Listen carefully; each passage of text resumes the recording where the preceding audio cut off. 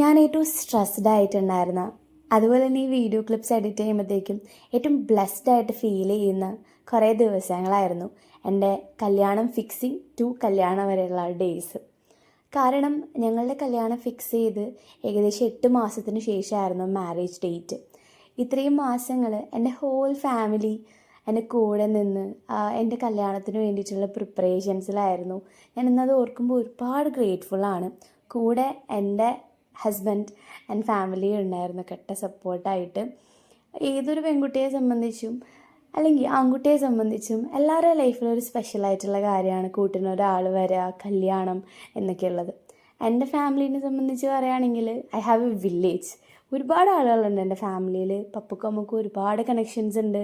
അതുപോലെ തന്നെ എനിക്കും ഉണ്ട് ഒരുപാട് ഫ്രണ്ട്സ്, വെൽ വിഷേഴ്സൊക്കെ. സോ അപ്പോൾ എല്ലാവരും ഒരുപോലെ ഹാപ്പി ആൻഡ് ക്യൂരിയസ് ആയിരുന്നു ഞങ്ങളുടെ കല്യാണത്തിന് വേണ്ടിയിട്ട്. അങ്ങനെ കല്യാണത്തിനുള്ള ഡേറ്റ് ഫിക്സിങ് ആൻഡ് അതുപോലെ തന്നെ നമ്മുടെ ഹാൾ ഫിക്സിങ്, കല്യാണം വിളി, ലെറ്റർ ആൻഡ് ഡ്രസ്സ് എടുക്കൽ. എൻ്റെ ഡ്രസ്സെല്ലാം തയ്ച്ചിട്ടുണ്ടായിരുന്നത് എൻ്റെ അമ്മയായിരുന്നു കേട്ടോ. അതുപോലെ തന്നെ എൻ്റെ അനിയത്തിയുടെയും അമ്മയുടെയും ചില റിലേറ്റീവ്സിൻ്റെ ഒക്കെ അമ്മയാണ് ഡിസൈൻ ചെയ്തിട്ടുണ്ടായിരുന്നത്. ആൻഡ് അതുപോലെ തന്നെ ഞങ്ങളുടെ ഫാമിലിയിൽ എൻ്റെ അമ്മമ്മ സെലിയമ്മയുടെ പലഹാരങ്ങളില്ലാത്ത പരിപാടി ഞങ്ങളുടെ വീട്ടിലില്ല. സോ ഇപ്പോൾ എനിക്ക് എൻഗേജ്മെൻ്റ് എന്നൊക്കെ പറയുമ്പോൾ ഒരു ഭയങ്കര ക്യൂരിയസ് പാട്ടായിരുന്നു. അമ്മമ്മ പലഹാരം ഉണ്ടാക്കുമ്പോൾ കൂടെ നിന്ന് കാണണമെന്നൊക്കെ ഉള്ളത്. അപ്പം അതൊക്കെ ചെയ്യാൻ പറ്റി. അമ്മമ്മ തന്നെ ഫുൾ പലഹാരങ്ങൾ ഉണ്ടാക്കിയത്, അച്ചപ്പം, മിക്സർ, അരിയുണ്ട, ഉണ്ണിയപ്പം, അങ്ങനെ ഒരുപാടുണ്ടായിരുന്നു. ആൻഡ് എൻ്റെ ഹോൾ ട്രൈബ് റെഡിയായിരുന്നു എൻഗേജ്മെൻറ്റിന് വേണ്ടിയിട്ട്. അവരെല്ലാവരും ഒരു സെലിബ്രേഷന് വേണ്ടി റെഡിയാവുമായിരുന്നു. ഡാൻസൊക്കെ പ്രാക്ടീസ് ചെയ്തു. ഞങ്ങൾ നമ്മുടെ വീടൊരുങ്ങി. ആൻഡ് മെയ് 2-ാം തീയതി ആയിരുന്നു മധുരം വെപ്പ് നടത്തിയിട്ടുണ്ടായിരുന്നത്.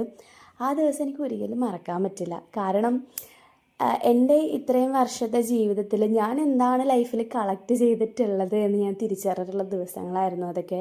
നമ്മുടെ കൂടെ നിൽക്കുന്നവരാരാണ്, എന്താണ് ശരിക്കും അവരുടെ ഉള്ളിലുള്ള സ്നേഹം എന്നൊക്കെ മനസ്സിലാക്കാൻ പറ്റിയ ദിവസങ്ങളായിരുന്നു. ചോദിക്കാതെ തന്നെ കൂടെ നിന്നവരുണ്ടായിരുന്നു. എനിക്ക് എന്നും അവരോട് ഗ്രാറ്റിറ്റ്യൂഡാണ്. ഒരുപാട് നന്ദി മാത്രമാണ് ഇപ്പോഴും മനസ്സിൽ.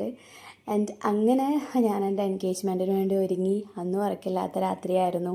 പാട്ട് എഡിറ്റ് ചെയ്യാനായിട്ടുണ്ടായിരുന്നു, ഡാൻസ് കളിക്കാനുള്ള, അതുപോലെ തന്നെ കേക്ക് ചെയ്യാനുണ്ടായിരുന്നു. അന്ന് എനിക്ക് ഒരുപാട് സ്ട്രെസ്ഫുള്ളായിരുന്നെങ്കിലും ഇന്നും ഞാൻ ഒരുപാട് സന്തോഷത്തോടെ ഓർക്കുന്ന മൊമെൻറ്റ്സ് ആണ് അതെല്ലാം.